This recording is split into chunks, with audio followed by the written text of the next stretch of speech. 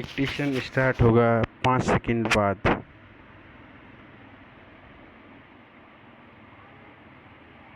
Start. उपसभा अध्यक्ष महोदय, rail budget के संबंध में अपने विचार प्रकट करने के लिए आपने जो समय दिया है उसके लिए मैं आपका आभारी हूं और अपने विचार रखना चाहता हूं। महोदय, माननीय रेल मंत्री जी रेलवे मजदूर यूनियन से काफ़ी समय से संबद्ध रहे हैं।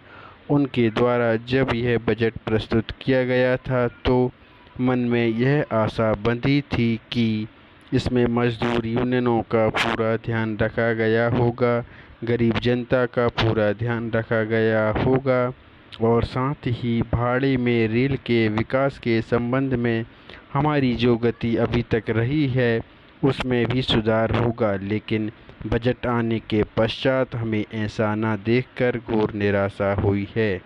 मान्यवर, हमारी रेलें तो पूरे भारत में बिछी हुई पटरियों पर निरंतर चलती आ रही हैं और भविष्य में चलती रहेंगी, परंतु बजट के माध्यम से यह प्रदर्शित होता है कि क्या जनता की भावनाओं का सही रूप में प्रदर्शन हुआ है या नहीं। क्या रेलें देश की एकता व अखंडता को बनाए रखने में और क्षेत्रीय असंतुलन को दूर करने में अपनी महत्वपूर्ण भूमिका निभा सकेंगी।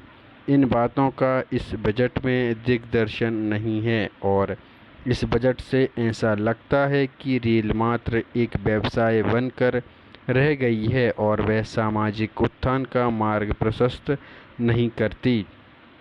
श्रीमान, मैं इस बात के लिए तो माननीय मंत्री जी को धन्यवाद देना चाहता हूं कि हमारी सरकार ने जो योजना हमारे प्रदेश के लिए बनाई थी उसको ध्यान में रखते हुए जो नई रेल लाइनें वहां बिछाई जानी थी उनके लिए इस बजट में कुछ प्रावधान किया है।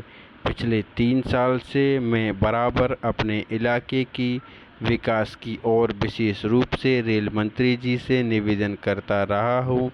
इसके लिए मैंने रेल मंत्रालय को यह सुझाव दिया था कि छोटे छोटे टुकड़ों को जोड़कर जो लंबी दूरी है उसको कम किया जा सकता है। इस पर खर्च भी अधिक नहीं होगा और ऐसे इलाके जो पिछड़े हुए हैं और रेल सेवा से वंचित रहे हैं उनको भी आने जाने की सुविधा मिल सकेगी।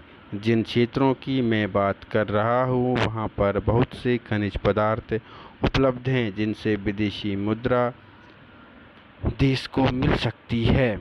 उनको ढोने में भारी कठिनाइयों का सामना करना पड़ता है, इसलिए वहाँ पर रेल सेवा होने से सुविधा होगी। सभापति जी, बैंकों के माध्यम से बीमार मिलों को कारगर बनाने के लिए पैसे दिए जाते हैं। मैं जानना चाहता हूं कि हिंदुस्तान में बैंकों के माध्यम से बीमार मिलों को कितना पैसा दिया गया है। सरकारी बैंकों का पैसा आज जिस प्रकार से पूंजीपति लूट रहे हैं इसके पीछे 3 शक्तियां हैं। इनमें से एक तो वे लोग हैं जो बैंकों के मालिक हैं या बैंकों के कर्मचारी हैं, दूसरे पूंजीपति हैं और तीसरे बड़े बड़े सरकारी मुलाजिम हैं। स्टॉप।